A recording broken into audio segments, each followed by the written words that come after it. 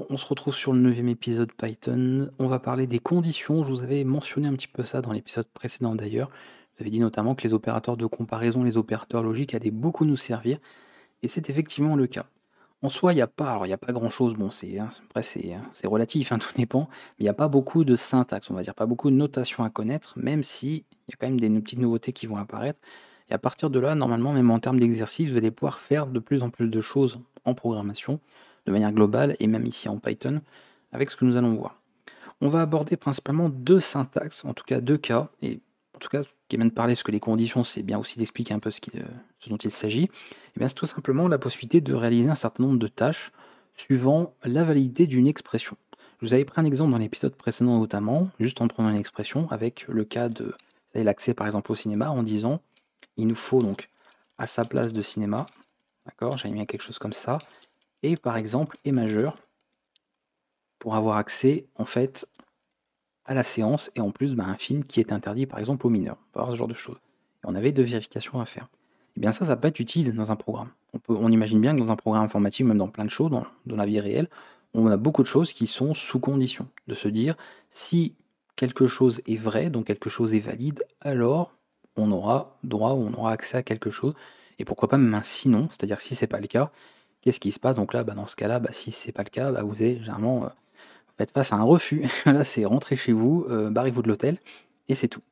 Bref, donc ça, au niveau de Python, on va pouvoir le représenter. On va utiliser une syntaxe à base, et c'est le minimum qu'il faut, hein, l'obligatoire, avec le mot-clé if, et c'est d'ailleurs quelque chose qu'on retrouve beaucoup dans les petits extraits de code. Je vais vous montrer concernant Pandas. Je vais vous montrer ça d'ailleurs maintenant, comme ça vous verrez un petit peu ce qu'il en est, notamment ici. Premier exemple, alors je suis sur le première capture d'écran. Vous voyez qu'on a donc ce petit mot-clé qu'on retrouve très souvent, avec visiblement une expression qui va utiliser un peu tout le temps des opérateurs et qui se termine par ces fameux deux points. Fameux deux points, vous savez, peut-être en Python, vous l'avez peut-être remarqué, c'est ce qui indique notamment le début d'un bloc de code. On a notamment une indentation qui est à faire. Là, visiblement, on a une autre condition, parce qu'après tout, on pourra mettre des conditions dans des conditions pour les imbriquer, avec pareil, toute une vérification à faire, les deux points qui indiquent, et hop, un nouveau bloc de code avec d'ailleurs, hop, petit opérateur, vous voyez, d'addition et d'affectation qu'on a vu précédemment, et ainsi de suite, ainsi de suite. Et les autres mots-clés, on va revenir dessus après, donc j'en parle pas tout de suite. Donc la simple condition, c'est ça. C'est-à-dire que si je fais ce texte-là, voilà, évidemment, dans un simple programme, le texte s'affichera quoi qu'il arrive. Cette instruction est exécutée, elle n'est pas exécutée sous condition, elle est exécutée systématiquement, donc pas de changement par rapport à ça. Pourtant, je peux faire en sorte de dire que ce texte doit être affiché si une condition est vraie. Alors, on peut imaginer le cas de, par exemple, accès autorisé. Alors, je peux mettre que l'accès est autorisé, donc on va utiliser un booléen, ça ira très bien. Voilà, et je peux dire, si on a l'accès, donc en fait si ça vaut true, ceci. Alors ça, je vous l'avais dit un petit peu précédemment, que lorsqu'on veut vérifier si une valeur, d'accord, donc si une variable, ou même une donnée brute, vaut vrai, donc vaut true, vous n'avez pas besoin de l'écrire, d'accord. Comme c'est quelque chose qu'on sait, souvent une vérification qu'on fait très souvent en programmation, donc on a des écritures raccourcies qui est juste ça. Le fait de voir en fait que ceci existe, en fait c'est une certaine forme d'opérateur en réalité au niveau de Python, indiquerait que si ceci est vrai, c'est suffisant. Pas besoin d'écrire explicitement que vous vérifiez l'égalité à true, ça suffit. Donc si on a l'accès, en plus ça se lit très bien, c'est autodocumenté, dans ce cas-là on peut passer. Donc là bon, on a l'accès, très bien, ça fonctionne. Cette fois-ci je change l'information, j'en fais un booléen donc ici qui est à faux, et là vous voyez que le texte n'est plus affiché. Donc le bloc de code ici, qui est indenté, n'est pas exécuté. Alors attention au niveau de l'indentation, je l'avais peut-être dit, mais bon, je le rappelle aussi, ne mélangez pas les espaces et les tabulations. De toute façon, normalement, avec un éditeur, tout est censé être configuré comme il faut. Donc ne faites pas un coup des tabulations, d'accord, et un coup vous faites avec des espaces ou autre, vous mélangez les deux. Et pareil, respectez-les, parce que si vous ne respectez pas ça, comme Python n'utilisez pas d'accolade comme d'autres langages comme le C, Java ou autre, et bien s'il n'y a pas d'indentation, vous aurez petit problème, notamment des erreurs d'indentation qui s'afficheront. Attention à ça, mais normalement avec un éditeur, vous voyez, je vais à la ligne, hop, et ça s'indente tout seul, et en respectant les configurations de l'éditeur de code. Et si vous ne savez pas comment ça marche, vous avez un cours, notamment sur VS Code, sur la chaîne. Donc vous avez tout ce qu'il faut, pas d'excuses. Bref, donc voilà comment ça marche. On vérifie une expression, ok, si l'expression est vraie, donc d'ailleurs j'aurais pu noter, je vais noter comme ça, voilà. Est-ce que l'expression est vraie? Et si elle vaut vrai, on exécute ce qu'il y a dans le bloc de code. Si c'est faux, eh bien on ne le fait pas. Donc vous voyez, on obtient toujours, on fait toujours une vérification par rapport à un résultat booléen. C'est oui, c'est non, c'est vrai, c'est faux, c'est ouvert, c'est fermé, etc. C'est toujours ça que l'on vérifie. Donc par exemple, je pourrais très bien faire ce calcul qu'on avait vu la dernière fois, c'est de se dire, est-ce que par exemple 5 est égal à 5 et 5 supérieur à 0. Et là, si ce calcul est vrai, alors pareil, si vous trouvez que c'est pas très lisible, vous avez le droit de mettre des parenthèses, même si ici ça ne va pas changer de priorité, mais ça rend le texte un peu plus lisible. Et bien si l'expression est vraie, bon là c'est un peu bizarre l'exemple de code, mais vous voyez ça fonctionne. Et si à un moment donné ça ne l'est pas, et ce qui est strictement inférieur à 0, à nouveau l'expression n'est pas valide, donc on ne rentre pas dans le bloc de la condition. Voilà. Cas spécifique, cas typique qu'on peut retrouver. Donc tout ce que vous avez vu précédemment sur les opérateurs, opérateurs de comparaison, opérateurs logiques, etc., vous pouvez les utiliser directement ici. Rien ne m'empêchait de faire ceci à nouveau, directement, sans passer par une variable, que ce soit des valeurs littérales, ou même pourquoi pas si plus tard vous avez une autre variable, d'accord, vous avez une variable number quelque part, je sais pas, genre ceci, ça fonctionne aussi, et bien sûr, tout ce que vous avez vu précédemment sur les variables, les opérateurs, etc., fonctionne à nouveau ici. C'est utilisable, donc vous pouvez le faire sans problème. Et encore une fois, les parenthèses là sont optionnelles, c'est juste que ça rend le truc un peu plus lisible. Donc on peut faire ça comme ça. Donc je vais passer assez vite parce que en soi, voilà, comment faire les expressions, on l'a déjà vu dans l'épisode précédent, vous savez normalement le faire à ce stade. On peut aussi cumuler serres, on peut très bien se dire, bon, on fait une vérification, mais sinon si, vous voyez, on peut refaire une autre vérification si la première n'est pas validée. C'est de se dire par exemple, bon, ben, on a un nombre, si number égale à 1, alors on fait quelque chose. Et de se dire, bon, mais sinon si. Donc pour ça, vous pouvez noter un elif. Le elif, je vais montrer, voilà, on montrera après. Donc là, number égale par exemple 2 ou number égale 3. Après tout, on peut très bien mettre plusieurs vérifications. Il vaut 2 ou 3. Et puis on peut en cumuler autant qu'on veut. Voilà, le elif. Le if, vous en avez toujours qu'un seul. C'est au tout début de votre structure conditionnelle, hein, votre ensemble conditionnel. Par contre, les elifs, pas obligé d'en avoir, mais vous pouvez en avoir un seul, comme vous pouvez en avoir plusieurs, comme ceci, pour vérifier chaque chose. Donc, number égale 4. Voilà. Donc là, bon, c'est sûr que l'exemple, il n'est pas très intéressant, mais c'est pour faire quelque chose de très simple, pour que ce soit pas compliqué pour comprendre le fonctionnement au niveau de la syntaxe. Et ainsi de suite. Et après, on peut se dire, mais si ça vaut rien du tout, si par exemple c'est autre chose, eh bien on a aussi un autre mot-clé qui est le else. Le else, bah, c'est le sinon. C'est un petit peu ce qui se passe par défaut. Le else, vous pouvez en avoir. Alors vous voyez qu'il n'est pas obligatoire, hein, parce que tout à l'heure on a fait un if tout seul. Mais si vous en mettez un, il doit être mis bien sûr à la fin et vous ne pouvez en avoir qu'un seul, puisque c'est le cas par défaut. Donc là, je peux prendre tous les autres cas de figure, c'est-à-dire il vaut autre chose. Je ne vais même pas mettre qu'il vaut forcément 5, parce que bon, c'est un nombre, hein, il pourrait valoir moins 1, n'importe quoi. Donc en fait, voilà. Là, je vérifie juste s'il était égal à 1, ou s'il était égal à 2 ou 3, ou s'il était égal à 4. Donc s'il est ni égal à 1, ni à 2, ni à 3, ni à 4, il peut être donc égal à plein d'autres choses.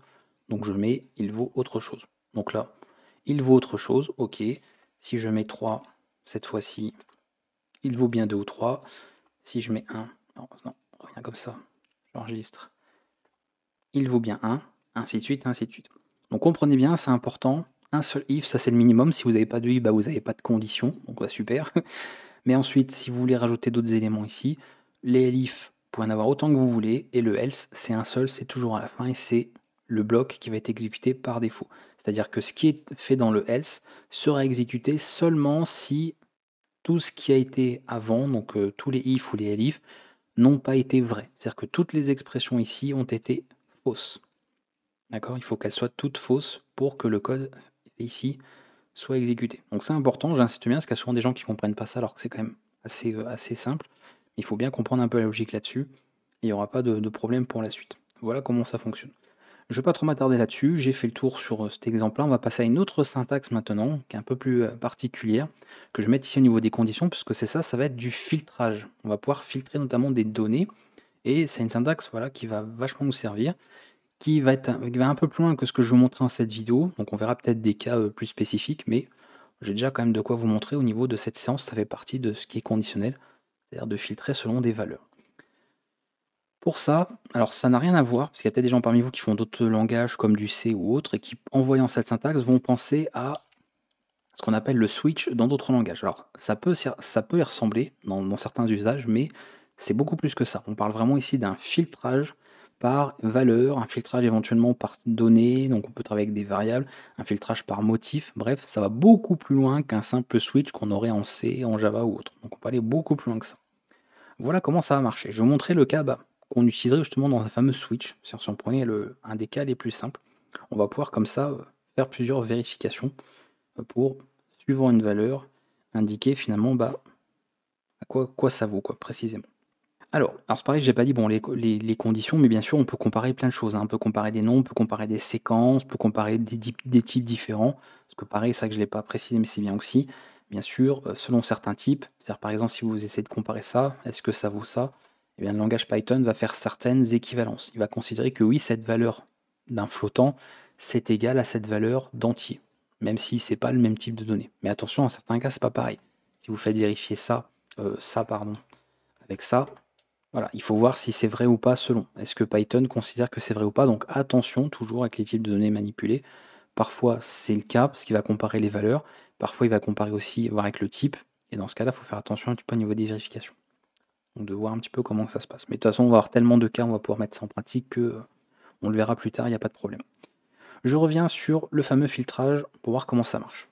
Voici un exemple très simple de système. Bon là ça va parler aux joueurs de World of Warcraft, mais pour ceux qui jouent pas au jeu, qui connaissent pas le jeu, c'est pas grave. Imaginons un niveau de réputation, imaginons dans un jeu vidéo, vous avez un niveau de réputation qui va plus vous avez de la réputation ou de la renommée, d'accord, auprès d'une faction, auprès d'un groupe, auprès, etc., d'une tribu, et plus bien sûr, vous êtes amicaux avec eux, hein, vous avez des privilèges et vous pouvez obtenir certains avantages par rapport à ça. Donc nous, on va partir de ça, on va dire, tiens, là, on a une certaine niveau de réputation qui est honoré, ou alors il y a plusieurs niveaux, on peut imaginer, hein, hostile, amical, honoré, exalté, ce genre de choses. Et à partir de ça, on va vérifier le niveau qu'on a. Donc on va tester, on va filtrer avec match, donc c'est un nouveau mot-clé que j'introduis ici dans cet épisode, en vérifiant sur notre variable ici. On pourrait le faire sur une valeur brute aussi, mais non, on va le faire sur une variable, c'est plus propre. À nouveau, le fameux opérateur des deux points, vous voyez qu'on retrouve ici, et on va vérifier plusieurs cas de figure. Donc comment que ça se passe? Je vais le montrer tout de suite, mais voici le cas par défaut qui va introduire un opérateur que j'avais mentionné précédemment, qui est l'opérateur tiré du bas. Ça, c'est le cas par défaut. Vous voyez qu'on utilise à nouveau des deux points pour indiquer chaque bloc de code. Donc c'est toujours indenté, hein, comme d'habitude. Donc ça, c'est dans le cas où la valeur qu'on va vouloir vérifier ici ne rentre dans aucun cas de figure qu'on va écrire avant. D'accord? C'est-à-dire ça rentre en fait dans tous les cas par défaut. D'accord? Donc si je fais ça, il a une réputation. Voilà, donc c'est super. Ça ne nous sert pas à grand chose, mais ça prend finalement tous les cas de ce qu'on a. Donc si je fais ça, comme c'est n'importe quelle valeur, on a filtré sur là sans rien vraiment bloquer, il prend tout, donc il affiche ça. Maintenant, voici ce qu'on veut faire. On veut se dire, dans le cas où la valeur qu'on a, donc là on va faire un filtrage sur une valeur simple, hein, donc là c'est une valeur sous forme de chaîne de caractères, de se dire, bon, si on a une valeur particulière, style détester, et je vais utiliser l'opérateur qu'on avait vu, la vitabit, mais qui va servir pour un OU, donc c'est la barre verticale, par exemple hostile. Donc on peut les cumuler, voilà, je vous montre exprès qu'on peut cumuler les valeurs, donc c'est l'un ou l'autre, si ça vaut détester ou si ça vaut hostile, eh bien on va indiquer, alors là je fais que de l'affichage, mais bien sûr, on est dans un bloc de code, c'est-à-dire qu'ici vous pouvez écrire ce que vous voulez, vous pourriez mettre des conditions, vous pourriez créer, infecter des valeurs à des variables, bref, on peut tout faire. Encore une fois, un bloc de code, c'est du code, donc c'est la même chose qu'ici. Là on est au niveau global, d'accord, sur la portée globale. Après, si on est dans un bloc, dans une condition, ou comme on le verra plus tard, en des fonctions, en des boucles, c'est la même chose. Vous pouvez écrire le code que vous voulez, mettre des conditions, appeler des fonctions, faire des calculs, faites ce que vous voulez. Moi je fais des exemples très simples pour vous, mais vous pourrez faire des choses beaucoup plus complexes et élaborées par la suite. Donc là, je vais juste afficher, voilà, dégager d'ici. Vous voyez, là, vraiment, il nous aime pas. Là, on n'est pas potes. Là, c'est vraiment pas un pote. Lui, on n'a pas élevé les cochons ensemble, ou les moutons, hein, pour tout ce qui est halal. Et voilà, nous aime pas, on dégage, pas de problème. Ok. Par contre, bon, on a un cas quand même, bon, si on est amical, ouais, lui, bon, ça va. Voilà, on est amical, il nous aime bien, j'ai des choses à vous vendre. Voyez, on fait du commerce finalement, on a une bonne réputation, on est amical en fait avec cette personne, ok, ça passe, pas de problème. Et puis sinon, pourquoi pas, si on est par exemple, je peux aller un peu plus loin, honoré, donc ça c'est justement ce qu'on a mis, révéré, ou par exemple exalté. Et là bon vraiment, on a le droit à une réduction, bon on va pas nous servir ici dans l'exemple que je vous montre, mais ok. vraiment 45% de réduction pour des achats. Et là, lui, bon, voilà, faut qu'on fasse des affaires. On va faire affaire, c'est super. Donc vous voyez comment ça se passe au niveau du filtrage. J'ai fait un exemple assez simple. C'est, on a ici une autre variable, on vérifie une simple valeur, ici une chaîne, et on peut tester ça. Si ça avait été un type numérique, ça aurait été pareil. Vous pouvez remplacer ici les cas par des valeurs voilà, de nombres entiers, peu importe, ou même un booléen, on peut vérifier avec n'importe quoi. Encore une fois, n'importe quel type, il n'y a pas de problème. Et d'ailleurs, vous allez voir, quand j'ai n'importe quel type, vous savez qu'en Python, on a des listes, on a des nuplets, tout ça. Quand je dis n'importe quel type, c'est vraiment n'importe quel type. On peut faire du filtrage sur plein de motifs différents. Là, c'est, on va dire, l'exemple un peu le plus simple qu'on peut retrouver dans cet exemple ici d'utilisation. Donc je fais ça, évidemment, nous sommes honorés avec lui, donc dans ce cas de figure, effectivement, il veut faire affaire, il n'y a pas de problème. À tout moment, si ça devient hostile, voilà, vous voyez, on a une autre condition qui s'applique, on rentre dans un autre cas de figure, et là, bon, il est plus content, on est plus potes à nouveau, ça va pas du tout. Si on était autre chose, voilà, si j'avais inventé quelque chose, autre chose, alors je crois qu'on a inamical, par exemple quelque chose comme ça ne rentre dans aucun des cas de figure. Vous voyez, c'est un peu comme les if et les elif de tout à l'heure. Donc ça, bah, en fait, c'est le else, c'est le fameux else. Donc là, on rentre dans aucun des cas de figure, donc on prend le cas par défaut. Celui-ci, bon, bah, on a une réputation, on sait pas, à la rigueur, on met rien, voilà. Et le mec nous connaît pas, voilà, c'est vraiment, tu tues personne, quoi. Donc lui, il veut même pas nous adresser la parole. Je te donne pas l'heure, quoi, finalement. Voilà, comme ça vous donne un peu un ordre d'idée d'un usage qu'on peut avoir un petit peu là-dessus. Alors on peut faire d'autres vérifications, parce que là c'est bien, on a fait sur des valeurs brutes, marquées ici, ok. On va voir qu'on peut aller beaucoup plus loin que ça. Faisons notre exemple, je vais tout enlever. Je vais faire par exemple des nombres. Alors, on n'a pas vu forcément hein, les listes, etc. en détail, donc pas besoin de comprendre, on a juste une liste avec deux nombres entiers. Ok, on a bien compris le principe. Je vais mettre même ça à la rigueur, 8, 5, etc. Là, l'exemple n'a pas de sens, d'accord? Sur un vrai programme, ça n'a pas de sens, mais sachez que vous, quand vous l'utiliserez, ça aura du sens. Alors sur Pandas, je ne peux pas vous montrer d'exemple de code, parce qu'ils n'ont visiblement pas utilisé de filtrage, peut-être parce que le code est un peu trop ancien, donc là on est sur quelque chose qui a été intégré avec des versions récentes de Python, hein, la 3.10 je crois, si je dis pas de bêtises, ou la 3.11, donc c'était pas forcément peut-être au point, peut-être le temps qu'ils mettent à jour certaines choses, éventuellement. Mais voici un autre usage qu'on peut faire. Je vais appliquer un fil donc sur numbers, ok, et voici ce qu'on peut faire. Admettons que là c'est les chiffres du loto. Vous voyez, c'est à la rigueur, tiens, ça peut être un bon exemple. Bon, loto, on va pas mettre on va pas mettre toutes les valeurs hein, exactes, d'accord. Voilà, je sais plus, je sais même pas vous dire exactement combien il y a de chiffres au loto, 8, 7, je sais plus. Il y a même un numéro particulier, mais bref. On va dire qu'il y avait, voilà, ça, admettons, voilà. C'est un loto, nous, il n'y a que, voilà, c'est un loto à 5 valeurs. Si vous avez les 5 nombres, les 5 ouais, les 5 numéros, vous avez gagné le gros lot. Donc c'est cadeau. Ok, on fait un truc là-dessus. On est d'accord. Si on gagne tout, voilà, c'est-à-dire que là je fais un filtrage par ces valeurs, là vous avez tout gagné, bah c'est super. En fait voilà, c'est vraiment super. Voilà, là c'est la foire fouille, c'est la fête, c'est génial, la foire à la saucisse. Ok. Maintenant, on sait aussi qu'il y a des cas où on pourrait très bien avoir certaines valeurs et pas d'autres. Donc pourquoi pas se dire par exemple, je sais pas, on a un cas, j'ai le 13, mettons, voilà, à un moment donné quelque part, j'ai le 45, j'ai le 8, et puis les autres on sait pas. Donc je mets des, vous voyez, je mets des variables, des noms de variables comme ça, peu importe, hein, je mets n'importe quoi, ça peut être N1, N2, vous mettez les valeurs que vous voulez, voilà. Et puis là on s'en fiche, voilà, c'est nous avons 4 numéros, non 3 numéros, je ne sais pas compter, pardon. Le mec ne sait plus compter, c'est pas grave, hein. Pourtant 1, 2, 3, 4, 5 c'est simple, on apprend ça en primaire. Bref, donc nous avons les 3 numéros sur les 5, éventuellement, bon je rappelle, hein, c'est pas obligatoire, on pourrait mettre un cas par défaut, pareil, on ne donne pas l'heure, on sait pas, voilà, c'est perdu, mort, mort, mort, voilà, là c'est mort. Donc je fais ça, vous voyez là, bon, on a gagné, forcément on a tous les noms, on a toutes les valeurs. Là je mets n'importe quoi d'autre, donc qui a d'ailleurs pas de sens, mais bref, je mets le 1, et puis je mets 33, tac, hop, nous avons 3 numéros sur les 5, c'est effectivement le cas.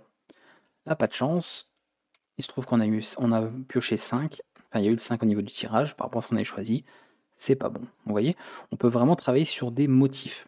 Vous remplacez ensuite les valeurs que vous ne voulez pas vérifier par des variables, vous leur mettez le nom que vous voulez, bien sûr en suivant les conventions de nommage, hein, comme on l'a vu sur la vidéo dédiée, et on peut faire ces vérifications-là.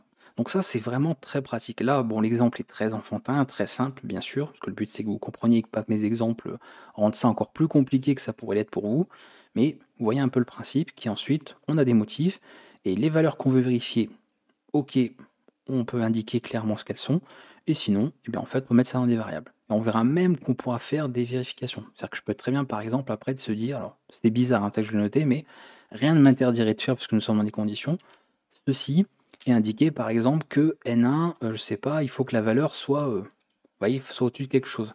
J'ai le droit de mettre des conditions ici. Puisque comme j'utilise une variable, bah, l'avantage après, c'est que j'ai une valeur avec laquelle je peux faire vous voyez, des expressions dans une condition. Donc je pourrais très bien faire ça, de me dire, dans le cas où, dans mon motif, j'ai une liste qui contient les éléments 13, 45, 8 et deux éléments, on ne sait pas, voilà, et à condition que l'élément N1 soit strictement supérieur à 10, alors on rentre dans ce cas de figure. Vous voyez, à nouveau, c'est vraiment une condition en fait tout ça. Ça reviendrait finalement, c'est beaucoup plus raccourci, mais ça reviendrait presque à écrire si j'ai une liste, vous voyez, contenant, donc en fait, voici, si on a une liste contenant ces valeurs-là, et ensuite deux autres, donc ça veut dire qu'en plus ça va vérifier la longueur de la liste, parce que si vous avez, bah, voilà, ça, c'est vrai que je peux le montrer aussi, c'est important. Hop, marche pas, bah oui, parce qu'on ne respecte pas le motif, d'accord? Donc on rentre forcément dans ce cas de figure-là, parce que forcément en vérifiant ça, ça vérifie aussi qu'on a bien une liste qui contient 5 éléments. Là pareil, le fait de remplacer par des variables, on a forcément 5 éléments. D'ailleurs si je fais ça, bah là ça changerait. On pourrait avoir autre chose, bon là on ne le verra pas parce que j'ai pas mis les bonnes valeurs, oui c'est vrai. Mettre 8. Et on pourrait changer donc 13, je sais pas combien j'avais, N1. Ah oui mais N1, bah oui il est pas plus grand que 10. Donc forcément. Oula 112, pas sûr qu'il y ait 112 au loto, pas sûr que ça marche comme ça. Et vous voyez que là ça marche, parce qu'on respecte le motif. Donc c'est ça en plus qui est génial, c'est qu'on fait un filtrage sur le motif, c'est-à-dire sur la longueur des éléments qu'on a. Si vous voulez vérifier précisément le nombre d'éléments que vous avez ou ce genre de choses, on peut faire ça. Et en plus, on peut rajouter des conditions. Donc vraiment, on peut mêler un petit peu plein de choses différentes. Donc c'est très très intéressant de voir ça, de vérifier, de pouvoir filtrer sur une valeur, pouvoir filtrer sur un motif. On peut même par exemple faire des appels à une fonction, comme on le verra plus tard. Donc vraiment, on peut vérifier plein de choses et utiliser des conditions directement imbriquées ici dans les cas de figure. Donc on peut faire tout ça. Je vais terminer sur un dernier exemple pour finir, parce que je pense que voilà, c'est pas forcément des plus évidents au début, hein, cette syntaxe-là. Donc avant de terminer cette vidéo, ce qu'on aura fini après, je montrerai quelques petits exemples là sur Pandas, ce qu'on a vu, et puis on terminera l'épisode comme ça. Donc je vais faire un autre exemple. Par exemple, on est sur un jeu vidéo, d'accord, et on veut capturer les événements, c'est-à-dire sur les périphériques, clavier, souris, etc. D'accord? Très simple. Alors, vous n'êtes pas censé encore une fois à ce stade savoir ce qu'est un dictionnaire, peu importe, mais juste, voilà, je capture des événements sous cette forme, c'est comme ça que c'est décidé au niveau de mon programme. J'ai le type d'événement, d'accord, capturé. Donc le type ici, bah, c'est depuis le clavier. Okay. Et ensuite, ça va être par exemple la clé récupérée. Donc la clé, bah, c'est la touche en fait. Donc par exemple, je mets tout en majuscule à les touches, pour que ça fasse sympa. On va dire comme ça. Donc là, nous venons récupérer un événement, on ne sait pas comment, c'est juste pour l'exemple, qui est de type clavier. Voilà, ça s'est produit, il y a une touche au clavier qui a été pressée. D'ailleurs, j'aurais pu peut-être mettre un autre nom, mais peu importe. Et ensuite, c'est la touche échappe qui a été pressée. OK. Pour vérifier ça, donc je vérifie l'événement que c'est produit. Et pareil, on peut créer un cas de figure. Alors, on peut se dire le cas par défaut, si vraiment ça rentre pas dans ce qu'on veut. Bon, bah, il s'est rien produit ou limite on fait rien. D'ailleurs, il y a une instruction en Python qui existe pour indiquer qu'on ne fait rien, mais si on a besoin de mettre quelque chose dans un bloc de code, parce que vous pouvez pas laisser un bloc de code, un vide comme ça, c'est une erreur, mais vous pouvez utiliser le mot-clé passe. Je sais plus si je l'avais déjà montré précédemment, donc je le montre ici. Et voilà, pour dire bon, on fait rien. Voilà. Si ça rentre pas dans un cas de figure qu'on veut prévoir dans notre programmation, on ne fait rien. Voilà. Mais on respecte en tout cas la syntaxe du code. Par contre, ce qui nous intéresse, effectivement, c'est de se dire si on a rencontré, donc vous voyez un nouveau, bah ça, précisément, vous voyez là je copie-colle bêtement, eh bien il s'est produit un événement particulier. Voilà. Donc là, on le ferait pour de vrai, hein, bien sûr. Voilà, donc le personnage saute, et non, on va pas faire sauter un sprite hein, de personnage. Donc je vais l'indiquer sous forme de texte, ok, voilà, pour voir ce qui se passe. On va exécuter le programme, et effectivement, c'est bien le bon événement qu'on a capturé avec le bon type, les bonnes valeurs, donc tout est vérifié. Donc pareil, hein, si à un moment donné je mets un dictionnaire qui est plus grand ou autre, et bien si ça prend pas le cas de figure de ça, ça ne marchera pas. Donc là en plus on s'assure, vous voyez, d'un point de vue sécurité, qu'on capture bien vraiment le motif recherché et pas autre chose. Donc ça c'est intéressant aussi de l'avoir, même si on n'a pas encore abordé la gestion d'erreurs à ce stade, mais vous voyez un peu comment ça marche. Mettons maintenant qu'on capture autre chose, parce qu'il pourrait peut-être avoir d'autres cas de figure dans notre programme. C'est-à-dire qu'on capture effectivement un élément du clavier, mais la touche, par exemple, ouais, n'importe quelle touche. Par exemple, pour voilà, les directions. Vous voyez, on veut déplacer notre personnage. Mais je ne veux pas faire un cas de figure pour chaque touche. C'est-à-dire ZQSD, hein, pour ceux qui jouent sur PC, vous connaissez hein, comment dire, les touches du clavier pour déplacer un personnage dans, on va dire, les 4 directions. Je ne vais pas forcément noter 4 cas de figure, ça va faire beaucoup. Mais justement, les conditions, comme on a vu tout à l'heure, on peut s'en servir de cette manière. Et même les opérateurs, j'ai envie de dire. Donc ce qu'on va faire, qui, eh bien en fait c'est une variable. Voilà. Je vais l'appeler value, oui, parce que changer un peu le nom pour pas que ce soit confus avec ça. Et puis ici, je vais simplement dire si value, donc la valeur qu'on veut, est comprise dans une certaine liste possible de valeurs. Donc par exemple, je vais mettre comme ça, Z, Q, ou S, ou D. Donc ça, une syntaxe propre aux listes. Encore une fois, on n'a pas vu les listes à ce stade, mais je vous montre. Donc ça, c'est simplement pour dire, si s'est produit un événement sous ce motif, c'est-à-dire de type clavier, dont la touche pressée est soit Z, soit Q, soit S, soit D, alors on rentre dans ce cas de figure. Donc là, le personnage se déplace. Donc vous voyez à quel point ça peut être vachement puissant comme outil, en fait, avec très peu de syntaxe. Donc le déplacement. Et là, bon, je vais pas, pareil, c'est pour simuler, je mets un petit texte pour voir ce que ça donne, en fonction de ce qui se produit. Là, on est un événement de saut, effectivement, rien de nouveau. À tout moment ici, hop, alors ça que j'avais dit, ouais, j'avais dit qu'on mettait des majuscules par contre. On va changer. Hop, c'est important, n'oubliez pas hein, la casse du texte. Et voilà, on est en train de se déplacer, est-ce que c'est bien un événement D, donc ça rentre bien dans la condition. Si je mets autre chose, hein, pour montrer que c'est pas. Je suis pas en train de vous mentir à nouveau, vous voyez que ça ne marche pas cette fois-ci. On rentre dans un cas de figure pas pris en charge par une programmation, donc il ne se passe rien. Et c'est effectivement le cas, il ne se passe rien. On ignore en fait totalement. Et ainsi de suite, voilà. Pour être très bien, alors pour terminer, c'est pour la forme, hein, se dire que cette fois-ci, voilà, on cherche à capturer un élément de type souris cette fois-ci, parce qu'après tout, hein, pourquoi pas. Donc là, mouse, et puis on aurait par exemple qui, je sais pas moi, left, quelque chose comme ça. Genre mouse left, ça s'appellerait comme ça l'événement, pour dire clic gauche, voilà. Et dans ce cas-là, bon, bah, c'est un clic gauche, effectivement. D'accord, donc si ça se produisait, ça marcherait. Là, c'est pas le cas. Par contre, à tout moment, hop, il s'est produit ce genre d'événement. Forcément, on rentre dans ce motif. Donc, c'est bien un clic gauche qui s'est produit. Voilà. En résumé, comment que ça se passe au niveau du filtrage, d'accord? Vous voyez, par valeur, par motif, etc. Au niveau de Python, on peut aller vraiment plus loin. On peut vraiment cumuler, vous voyez, beaucoup de choses. Les cas ici avec les conditions. Au niveau des motifs, là, on peut faire plein de choses avec des appels dynamiques, des fonctions, etc. Bref, avec tout ce que vous allez voir prochainement, vous pourrez aller encore plus loin. Mais ça vous montre déjà d'un point de vue conditionnel ce qui peut être fait. Et ça permet de traiter plein de cas de figure. Quand vous avez plein de vérifications à faire, plutôt que d'écrire un if avec 25 elif et petit else éventuellement à la fin, vous pouvez utiliser un filtrage. Et en plus, ça va ajouter un aspect, justement, vérification, par exemple, et bien, des données, donc des nombres d'éléments que vous avez, ce genre de choses, puisque ça vérifie le motif aussi. Donc ça peut être très très intéressant là-dessus. On va terminer avec quelques petits exemples de code. Voilà, je vous avais montré celui-ci tout à l'heure, mais on peut aller un peu plus loin. Donc vous voyez qu'on pouvait très bien imbriquer, bien sûr, des conditions dans d'autres, hein. On peut mettre un if dans un if. Encore une fois, c'est un bloc de code, donc comme je vous le disais, vous mettez ce que vous voulez dedans. Voilà, c'est juste une nouvelle portée. D'accord. Donc on peut bien sûr ajouter pas mal de choses là-dessus. On a ici un petit elif. Vous voyez que là on a un else associé, donc ils vont ensemble, hein. Donc là on a un if ici. Alors on pourrait se dire, mais je crois qu'il fallait qu'un seul if. Oui, parce qu'attention, vous voyez, le if ici, c'est arrêté. C'est-à-dire que là, on est dans le code du if, et ici on en est sorti. Ok, voilà. Ici, cette condition, elle s'arrête là. D'accord. À partir de la ligne 40, on n'est plus dans la condition if. Elle a commencé ici, et elle se termine ici avec cette parenthèse. Donc là, on a du code classique, hein, ok, avec une affectation visiblement de plein de choses, mais vous, normalement, à ce stade du cours, vous êtes capable de comprendre quasiment toute cette syntaxe, sauf peut-être celle-ci avec l'accès index qu'on n'a pas encore vu, notamment au niveau des dictionnaires. Et ensuite, voilà, bon, nouvelle affectation, et là, une nouvelle petite condition. Hop, visiblement, si quelque chose est vrai, ça je vous l'ai dit, hein, si on marque juste une variable, c'est comme si on vérifiait que ceci est égal à true. Bon, maintenant, vous le savez. On affecte visiblement quelque chose en faisant une somme ou une concaténation, tout dépend de ce qu'on a. Sinon, bon, bah, on a une autre affectation, et voilà. Et puis là, vous voyez qu'on est dans un grand if, tout ça, donc on a à nouveau un if, etc. On donne un petit exemple. Ah non, j'en ai d'autres en fait. Donc celui-ci, donc pareil, une vérification. Dedans, on a une autre vérification encore une autre, et là, cette fois-ci, un note. Bah oui, parce qu'on peut utiliser cet opérateur aussi, comme je vous l'ai dit.